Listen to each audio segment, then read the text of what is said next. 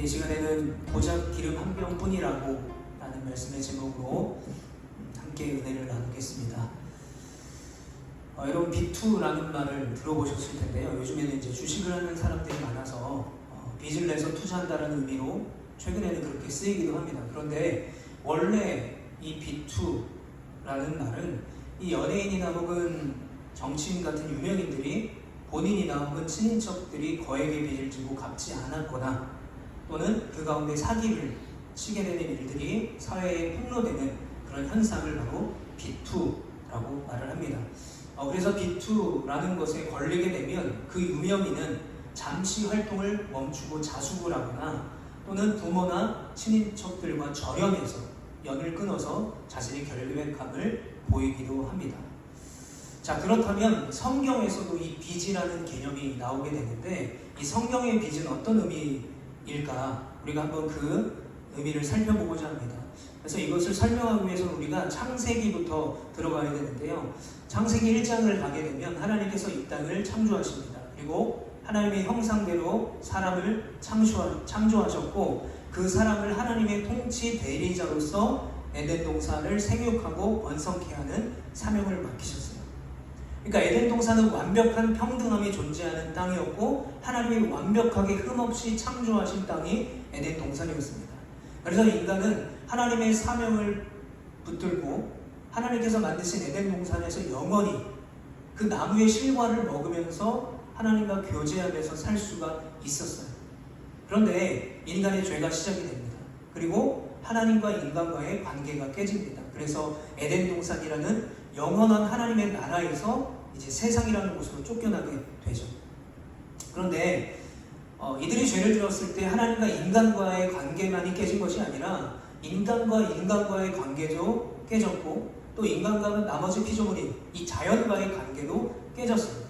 그래서 아담과 하와가 쫓겨난 세상을 보게 되면 악이 넘치고 불평등함이 넘치는 세상으로 그들이 쫓겨났다는 것을 알 수가 있습니다.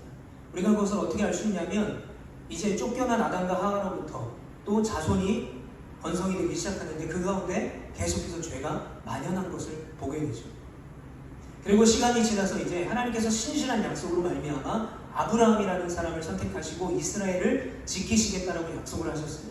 그래서 그 약속을 아브라함과 그리고 이삭과 야곱과 또 요셉, 출애굽의 그 요셉, 애굽의 요셉에까지 하나님께서 은혜를 주셔서 그들을 보살펴 주세요.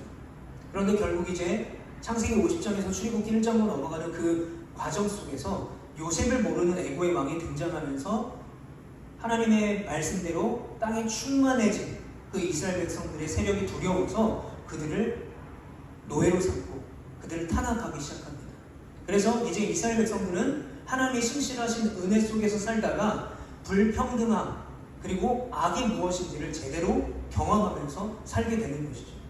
그래서 하나님 앞에 부르짖고 아파하고 고통스러워할 때 하나님은 그러나 그들을 외면하지 아니하시고 모세를 부르셔서 그 모세를 통해서 이스라엘 백성들을 가나안 땅으로 인도하십니다. 그래서 우리가 창세기, 출애굽기 다음에 레위기, 민수기, 신명기는 그 모든 내용이 다 이 가나안 땅으로 가는 이스라엘 백성들의 과정과 또 이스라엘 백성들이 가나안 땅에 정착해서 어떻게 하면 하나님의 백성답게 구별되어 살아갈 수 있을 것인가 라는 것을 가르쳐주고 있는 거예요. 그래서 레위기, 민수기, 신명기는 어떻게 하면 하나님의 백성으로 살 수 있을까 라는 것을 가르쳐주고 여호수아서에서는 그 땅을 차지하게 되는 역사적인 이야기를 나타나게 되는 거죠. 근데 문제는 거기서부터 시작이 됩니다. 광야 40년을 거치고 이제 이들이 가나안 땅으로 들어가죠. 그러니까 광야 40년은 어떤 의미를 가지고 있냐면 이들이 가나안 땅에서 어떤 어려움과 또 어떤 두려움 속에서도 하나님의 말씀을 신뢰하고 하나님께서 주시고 공급하시는 대로 만족하며 기뻐하며 감사함으로 살아가야 하는 것이 바로 이스라엘 백성들이었어요. 그러니까 광야 40년 동안 그 혹독한 추위와 더위 속에 그 척박한 환경 속에 인간이 생존할 수 없는 그 땅 속에서 40년간을 하나님이 그들을 먹이시고 입히셨다는 것은 너희는 앞으로 이제 내 백성이기 때문에 내가 공급해주는 대로 내가 주는 대로 너희는 살아야 돼 라는 것을 가르쳐 주신 거예요. 그런데 문제는요, 그들이 가나안 땅에 들어가서부터 시작이 됩니다. 첫 번째 문제는 뭐냐면 하나님께서는 분명히 이 가나안 족속을 다 멸절시키라고 하셨어요. 그런데 이들이 가나안 족속을 이런저런 핑계로 남겨둡니다. 그러다 보니까 이제 정착해서 이 가나안 땅에 살아야 되잖아요. 광야 40년 동안 이 이스라엘 백성들은 유목민이었어요. 텐트를 치고 살았습니다. 그 전에 430년 동안에는 노예였어요. 그냥 주인이 밥 주면 먹고 일하라고 일하고, 그리고 유목민으로 40년을 헤매다가 가나안에 정착하니까 이제 먹고 살아야 되잖아요. 그러면 이들이 할 수 있는 게 뭡니까? 농사를 지을 수밖에 없죠. 근데 농사를 지을 수 있는 방법도 모르고 경험도 없는 거예요. 그러다 보니까 남겨둔 가나안 백성들의 농경 문화를 배우기 시작한 것입니다. 그게 뭐냐면 바알과 아세라를 섬기는 거였어요. 바알과 아세라. 그러니까 원래 이스라엘 백성들은 하나님이 주시는 대로 살아야 되는 거였어요. 하나님이 주시고 입히시고 먹이시는 대로 이들을 훈련받고 그렇게 가나안 땅으로 들어갔던 거예요. 그런데 이들이 뭘 섬겨요? 하나님을 버리고 바알과 아세라, 통일과 다산의 신을 섬겨서 농사를 더 잘 짓고 싶은 거예요. 하나님이 주시는 대로가 아니라 그들이 더 농사를 잘 지어서 더 많은 소출을 얻고 더 부자가 되고 싶어 했던 욕망이 있던 거죠. 우상을 숭배했던 거예요. 원래 이 이스라엘 백성들은 하나님이 때에 맞춰서 이른 비와 늦은 비를 보내주셔서 그 비를 통해 수확하는 것을 갖고 그게 많든 적든 감사하면서 살아가야 되죠. 그런데 그렇게 하지 않습니다. 바알과 아세라를 섬기면서 또 이른 비와 늦은 비를 기다리지 않고 하나님 필요 없어요. 우리가 그냥 비 오면 저수지에다 물 가둬놓고 쓰겠습니다. 그렇게 농사를 짓기 시작해요. 농사가 잘 되죠. 그러다 보니까 어떤 문제가 발생되느냐, 저수지에 물을 가둬놓을 수 있고 또 더 많은 농사를 지을 수 있고 더 많은 자녀를 낳아서 더 많은 사람을 부릴 수 있는 사람들이 부자가 되기 시작하는 거예요. 그러니까 가난한 사람은 계속 가난해지고 부자는 계속해서 부자가 되는 빈부의 격차가 발생합니다. 그러다 보니까 가나안 땅에 정착해서 하나님의 말씀대로 주시는 대로 감사하며 살아가야 될 이스라엘 백성들 사이에 불평등한 종들이, 빚이 생기게 되는 거예요. 그래서 이 빚을 못 갚으면 자신의 밭을 팔고, 그것도 안 되면 자신의 자식이나 철을, 가족들을 노예로 팔아야 돼요. 그래서 가나안 땅에 들어가기 전에 하나님의 백성답게 이렇게 살아라 라고 말씀하신 신명기 말씀에서 이렇게 말씀하고 있는 거예요. 신명기 24장 10절부터 13절 같이 한번 읽어보겠습니다. 시작. 내 이웃에게 무엇을 구워줄 때에 너는 그의 집에 들어가서 전당물을 취하지 말고 너는 밖에 서 있고 내게 꾸는 자가 전당물을 밖으로 가지고 나와서 내게 줄 것이며 그는 가난한 자이면 너는 그의 전당물을 가지고 자지 말고 해질 때에 그 전당물을 반드시 그에게 돌려줄 것이라. 그러면 그가 그 옷을 입고 자며 너를 위하여 축복하리니 그 일이 내 하나님 여호와 앞에서 내 공의로움이 되리라. 아멘. 자, 가난한 사람에게 돈을 빌려줄 때 이렇게 하라고 이미 말씀해 주셨어요. 이거는 가난한 자, 또 소외받는 자들, 연약한 자들의 최저의 생계를 유지할 수 있도록 하나님이 율법으로, 법으로 만들어 놓으신 거죠. 가난한 사람에게 돈을 빌려줄 때는 이자를 받지 말라는 거죠. 전당물도 잡지 말라는 거예요. 잡았더라면 해가 지기 전에 돌려줘야 됩니다. 그리고 그 외에 여러 가지 법이 있어요. 매 7년째 되는 안식년에, 그리고 50년이 되는 희년에는 속죄일이라고 하는데 그때는요 모든 부채를 조건 없이 탕감해줘야 돼요. 밭을 받은 것이 있다면 돌려줘야 돼요. 노예와 종들도 풀어줘야 됩니다. 자유를 줘야 돼요. 그런데 문제는 뭡니까? 이 안식년과 희년이 해당되지 않은 때에 어떤 빚진 자가 가난해서 밭도 없고 아무것도 없어서 자녀와 가족밖에 없으니 돈을 빌려준 사람에게 집에 들어가서 가족 전체가 종이 되는 관습들이 가나안 땅에 정착해서 살기 시작한 이스라엘 백성들 사이에 생겨버린 것입니다. 자, 제가 왜 이 이야기를 이렇게 길게 하냐면 오늘 본문을 보면 이 빚 때문에 힘겨운 삶을 살아가고 있는 낙심하고 좌절한 한 여인이 등장을 합니다. 1절 말씀 우리 같이 한번 읽어보겠습니다. 시작. 선지자의 제자들의 아내 중에 한 여인이 엘리사에게 부르짖어 이르되 당신의 종 나의 남편이 이미 죽었는데 당신의 종이 여호와를 경외하는 줄은 당신이 아시는 바니이다. 이제 빚준 사람이 와서 나의 두 아이를 데려가 그의 종을 삼고자 하나이다 하니. 자, 여기 본문 1절 보면 이 여인의 남편은 아마도 엘리사와 함께 엘리사의 사역을 도와서 열심히 하나님을 경외하며 신실하게 사역했던 한 사람이었을 거예요. 그런데 그가 무슨 이유인지 모르겠지만 죽었어요. 그리고 나서 이 여인은 과부가 된 것입니다. 그러니까 혼자 힘겹게 두 아이를 키운 거죠. 그러다 보니까 빚이 있어요. 빚이 너무 많아요. 그런데 이 빚을 이제 갚아야 됩니다. 그런데 갚을 돈도 없고 밭도 없어요. 그럼 어떻게 됩니까? 남은 두 아들이 종으로 팔려가야 되는 거예요. 그래서 너무 지금 낙심하고 좌절하고 두려움 가운데 있는 거예요. 그래서 이 여인이 엘리사를 찾아가요. 그리고 엘리사 선지자가 그 여인의 이야기를 듣고 이렇게 말합니다. 엘리사가 그에게 이르되 내가 너를 위하여 어떻게 하랴? 내가 무엇을 해줄까? 라고 물어봐요. 그리고 네 집에 뭐가 남았는지 얘기해봐라 라고 했더니 이 여인이 이렇게 말합니다. 그가 이르되 계집 중에 집에 기름 한 그릇 외에는 아무것도 없나이다. 굉장히 부정적인 말이에요. 기름 한 그릇밖에 없습니다. 고작 기름 한 병밖에 남은 게 없습니다. 이제 먹고 살 길이 막막합니다. 이제 빚 갚을 돈도 없습니다. 아무것도 없습니다. 이 기름 한 그릇으로는 도저히 빚을 갚을 수가 없습니다. 우리 두 아이를 그 집에 종으로 보내야 됩니다. 아무것도 없습니다. 라고 절망과 두려움과 아픔을 가지고 엘리사 선지자에게 이야기해요.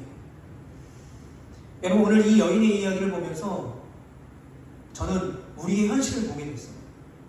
우리가 마주하고 있는 현실이지만 외면하고 싶은 신랄한 현실입니다. 물론 제가 지금부터 하는 이 이야기는 성도님들에 관한 이야기일 수도 있지만 목회자의 이야기에 더 가까울 수가 있어요. 4년제 대학을 나오고 신대원 3년을 졸업하고 목사고시 7과목을 패스해야 되고 그리고 4년 동안 풀타임 사역을 해야만 목사 안수를 받게 됩니다. 그리고 목사 안수를 받고 저는 7년 정도의 시간이 흘렀습니다. 지금 제가 하나님의 인도하심을 받아서 이곳에 개척을 했어요. 그러나 저와 저희 아내 외에는 성도가 아무도 없습니다. 아주 가끔 이런 마음이 들어요. 앞으로 어떻게 사역을 해야 될까? 앞으로 어떻게 주님의 일을 감당해야 될까? 두렵고 걱정이 들 때가 있어요. 근심이 없는 게 아니에요. 기도하고 말씀을 준비하고 열심히 하려고 하지만 이 근심이 저를 누를 때가 있어요. 그리고 소위 말하는 이 목회 현장에서 잘 나가는 목사님들을 볼 때 부럽기도 해요. 인간적인 생각으로는. 예전에 제가 알던 한 젊은 목사님께서 교회도 어렵고 또 살아가는 삶 자체가 어려워요. 왜냐하면 아이들이 다 아픈 거예요. 근데 개척해서 이제 목회를 해야 되는 거죠. 근데 그때 이분이 이런 생각이 들었다는 거예요. 이런 고학력으로 가장 가난하게 사는 사람들이 목사라고.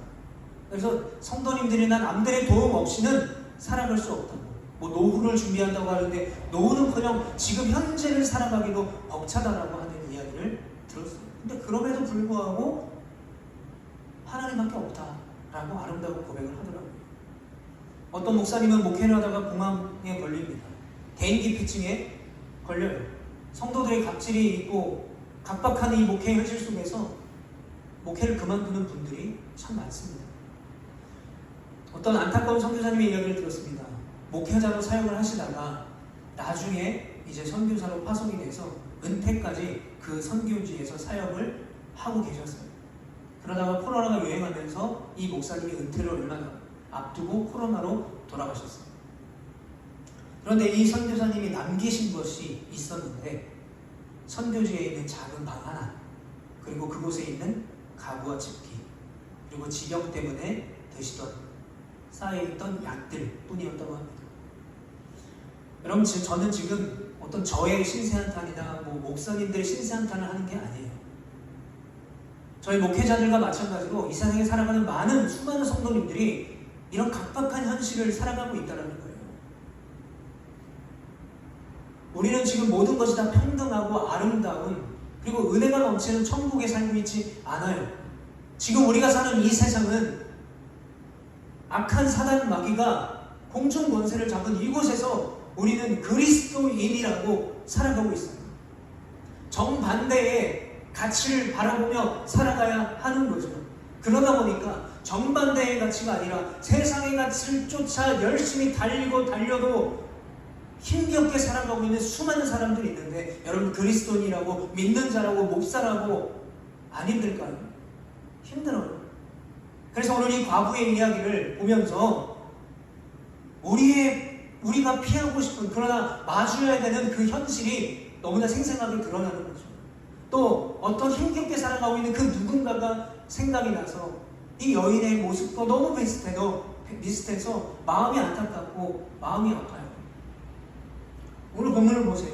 열심히 엘리사의 사역을 돕고 하나님의 일을 했고 하나님을 경외했는데 이 여인이 뭐라고 말합니까? 지금 우리 집에 남은 것은 기름 한 병밖에 없다고. 두 아들은 종으로 팔려가야 된다고. 이해가 되지 않죠. 하나님의 사람이었고 하나님을 경외하고 그렇게 사역했는데 왜 이 집에는 남은 것이 기름 한 병밖에 없습니까? 왜 두 아들은 빚 때문에 종으로 팔려가야 됩니까? 마음이 아프죠. 그런데 여러분, 우리가 이 마음이 아프고 낙심하고 하나님께 불평 원망하는 것으로 끝난다면 여러분, 우리가 어떻게 믿는 자 또 그리스도인이라고 할 수 있겠습니까? 그래서 우리가 오늘 말씀에서 꼭 기억해야 될 게 있어요. 오늘 이 여인의 남편이 남기고 간 것, 이 여인은 고작 이 기름 한 병밖에 없습니다라고 얘기하지만 고작 기름 한 병이 아니에요. 그 하나님을 경외하고 그 하나님을 바라보며 믿음으로 살았던 이 남편의 믿음의 유산이 남겨져 있는 거예요. 보이지는 않아요.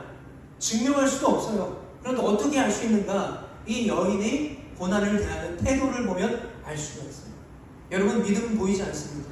믿음은 보이지 않기 때문에 어떤 사람이 주일 예배를 잘 간다, 헌금을 많이 한다, 교회에서 일을 많이 한다, 보통 우리는 그것을 믿음이 좋다라고 평가를 합니다. 그러나 여러분, 중요한 게 있습니다. 믿음은 사람의 판단으로는 절대 계산할 수가 없어요.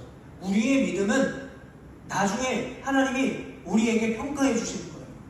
우리 스스로가 평가할 수가 없어요. 왜요? 믿음은 보이지 않기 때문에. 그러면 이 과부의 집안에 남아있는 그 남편의 믿음의 유산이 뭐냐라는 거예요. 이 절망의 순간에 두 아들이 팔려갈 그 위기 속에 이 여인이 어떻게 합니까? 부자를 찾아가서 제가 이런 빚을 져가지고 지금 두 아들이 종으로 팔려가게 됐는데 그 빚보다 더 많은 돈을 빌려주신다면 제가 그 돈으로 이 두 아들이 종이 되는 것을 잠시 막고 제가 좀 더 열심히 일해서 돈을 갚겠습니다. 빚이 되고 또 빚이 되는 거죠. 그러니까 세상의 어떤 가치나 또는 세상의 다른 힘을 의지하지 않았던 것, 엘리사 선지자, 믿음의 사람이었던, 하나님의 사람이었던 엘리사 선지자를 찾아서 나에게 고작 기름 한 병뿐인데 이제 어떻게 합니까? 라고 하는 믿음으로 그 사람에게 나아갔던 것, 엘리사에게 나아갔던 것이 바로 그 남편이 남기고 간 믿음의 유산이었다는 거예요. 여러분, 이 여인이 왜 엘리사를 찾아갔겠습니까? 그 믿음의 사람이었던 남편의 믿음을 보고 살았기 때문에 그래요. 간접적으로 경험했기 때문에 그래요. 어떤 한 분이 이런 간증을 했습니다. 자기 아버지가 목사님인데 진짜 가난한 개척교회 목사님이셨대요. 그래서 주인이 쫓아내면 또 이사가고 또 이사가고 또 이사가고, 이분이 목회를 안 하려고 그렇게 애를 쓰다가 40이 넘어서 이제 목사 안수 받고 목회를 시작했대요. 근데 이분이 왜 목회를 시작하게 됐냐라고 했을 때 정말 목회를 증오했대요. 목회 자체를. 그리고 신앙도 교회 다니는 것도 힘들었고. 그런데 어느 날 기도를 하고 있는데 목회는 안 하겠습니다 하고 다른 일을 준비하고 다른 일을 하고 있었대요. 어느 날 이렇게 기도를 하고 있는데 하나님 계속해서 보여주는 장면이, 그렇게 가난하게 살고 남들한테 손가락질 당하지만 또 가난한 사람 도와주고 또 손해보는 그 아버지, 돌아가셨던 아버지 목사님이 새벽마다 기도하고 와서 자신의 머리에 손을 얹고 안수기도를 하는 장면이 계속 떠오르는 거예요. 그래도 나에게 남은 믿음의 유산은 그건 아닌 거예요. 아버지의 기도. 비록 가난했으니까 이 자식인 이 사람이 이 목사님이 얼마나 힘들게 살았겠어요. 맛있는 거 한번 못 먹고 좋은 옷 한번 제대로 못 입고 그렇게 컸을 거 아니에요. 그렇게 아버지가 원망하면 나는 절대 목회하지는 않을 거야 했지만, 그 목사님의 가정에 남은 믿음의 유산은 돈도 아니고 재산도 아니고 큰 교회를 물려준 것도 아니라 기도하는 아버지였어요. 오늘 본문의 이 여인도 믿음의 사람 엘리사를 왜 찾아갔겠습니까? 남편은 비록 죽어서 없지만 지금 빚만 남아있지만 믿음의 사람이었던 그 남편의 믿음을 보고 살았기 때문에 그래요. 여러분, 우리도 마찬가지입니다. 앞에 보이지 않는 어려움과 낙심 속에 우리가 해야 되는 건 뭐냐면 세상의 방법을 취하거나 또는 뭔가 쉽게 할 수 있는 방법을 찾아가는 게 아니라 힘들고 어려워도 하나님께 나아가는 거예요. 하나님께 나아가서 간구하는 거예요. 기도하고 맡기는 것이죠. 그런데 뭐가 어려워요? 하나님이 보이지 않죠. 안 보여요. 하나님이 보인다면 찾아가서 하나님, 내가 이게 어려워요 말할 수 있잖아요. 하나님이 보이고 하나님이 나에게 항상 말을 해주신다면, 내가 물어보면 대답을 해주신다면 얼마나 좋겠어요. 하나님, 저 이거 힘든데 해야 돼요? 라고 했을 때 해, 내가 도와줄게 하면 하죠. 하나님, 이거 해야 돼요? 이거 정말 하고 싶은데? 근데 예를 들어 하지마, 내가 안 도와줄 거야 하면 안 하죠. 근데 안 들리고 안 보이죠. 그러니까 가뜩이나 각박한 세상에서 구별되게 살아가야 되는 이 그리스도인의 삶이 믿음으로 산다는 것이 정말 어려운 것입니다. 그런데 어렵지만 해야 돼요. 어려워도 해야 돼요. 그게 그리스도인의 숙명입니다. 그리고 우리는 이렇게 기억해야 돼요. 꼭 명심해야 될 진리가 이것입니다. 이 세상을 주관하시고 우리 안에 계시며 우리를 인도하시는 하나님이 지금도 계시다는 거예요.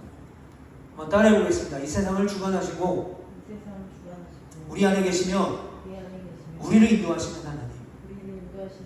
그러니까 그분이 낙심의 자리에서 기름 한 명밖에 안 남았다고 왜 나한테 이런 어려움을 주시냐고 하는 그 좌절과 절망의 순간에 여전히 함께 살아계시고 함께 하신다는 것을 여러분 믿으시길 간절히 축복합니다. 내게 있는 것이 기름 한 병뿐일지라도 그 기름 한 병으로 나를 인도하고 지켜주시는 분, 그분이 바로 하나님을 믿으시고 여러분 낙심하지 말고 또 감사하시기를 축복합니다. 자, 이제 이 여인의 문제가 엘리사를 찾아갔을 때 믿음으로 세상의 방법이 아니라 하나님의 방법을 구했을 때에 해결되기 시작합니다. 5절과 6절을 같이 읽어봅니다. 시작. 여인이 돌아와서 그의 두 아들과 함께 문을 닫은 후에 그들은 그릇을 그에게로 가져오고 그는 부었더니 그릇에 다 찬지라. 여인이 아들에게 이르되 또 그릇을 내게로 가져오라 하니 아들이 이르되 다른 그릇이 없나이다 하니 기름이 곧 그쳤더라. 아멘. 자, 여인이 이제 물러갑니다. 그랬더니 그러니까 뭐 하라고 했냐면 이 엘리사가 그릇을 다 빌려와라, 동네마다 가서. 그리고 거기에다가 뭐예요? 문을 닫고 기름을 부어라는 거예요. 그랬더니 어떻게 돼요? 빌려온 그릇마다 기름이 가득 차는 거예요. 고작 기름 한 병밖에 없었는데 이 기름 한 병이 믿어지진 않지만 그릇마다 차는 거예요. 솔직히 더 멀리 가서 더 많은 그릇을 가져왔다면 더 많이 채워졌을 거죠. 그런데 더 채울 그릇이 없을 만큼 기름이 가득 찼다는 거죠. 고작 기름 한 병뿐이라고. 이제 이 남은 두 아들이 종으로 팔려가야 되는 그 과부의 그 좌절과 낙심의 그 자리에 하나님의 성령의 충만함이, 하나님의 능력이 넘침을 여러분 기억하시길 바랍니다. 여러분, 기름은요 성령의 임재를 뜻해요. 좌절과 낙심과 어려움이 있는 그 자리에, 슬픔이 있는 그 자리에 바로 하나님의 방법으로 믿음으로 나아갔던 그 여인에게 성령이 충만한 기름 부음이 임했던 것을 여러분 기억하시길 바라요. 지난주의 말씀처럼 예수님의 그 발 앞에 자신의 전부를 다 향유를 깨어 발에 뿌리고 머리털로 닦아내고, 그래서 그 시체 썩는 냄새와 낙심과 실망의 냄새가 진동하는 그곳에 예수님을 찬양하며 감사하며 예수님의 장례를 기억하며 준비했던 그 여인의 향기가 넘쳤던 것처럼 좌절과 낙심의 이 여인의 자리에 하나님의 충만한 임재로 가득 찼다는 것입니다. 그리고 이제 그 여인에게 엘리사가 이렇게 당부합니다. 7절에 보면 그 여인이 하나님의 사람에게 나아가서 말하니 그가 이르되 너는 가서 기름을 팔아 빚을 갚고 남은 것으로 너와 내 두 아들이 생활하라 하였더라. 자, 그 기적을 경험한, 하나님의 능력을 경험한 이 여인에게 엘리사가 이렇게 당부하고 있어요. 기름을 팔아 빚을 먼저 갚고 남은 것으로 생활해라. 빚을 먼저 갚으라는 것입니다. 자, 여기에는 분명한 이유가 있습니다. 하나님의 능력과 하나님의 방법으로 베푸신 이 은혜의 결과물, 그게 뭐죠? 기름이 가득 찼던 거죠. 그 은혜와 그 능력의 결과물에는 우선순위가 있다는 거예요. 하나님이 기름을 채워주셨죠. 그러면 어떻게 해야 돼요? 먼저 원래 하려고 하던 그 목적을 이루어야 돼요. 빚을 갚아야 되는 거예요.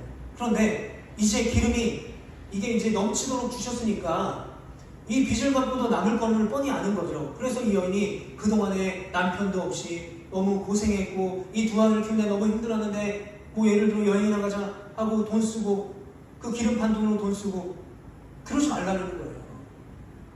먼저 너에게 이 은혜를 베푸신 목적을 알고 빚을 갚으라라는 것입니다. 여러분, 왜 하나님께서 이 여인에게 은혜를 베푸셨어요? 왜 하나님의 능력을 보여주셨어요?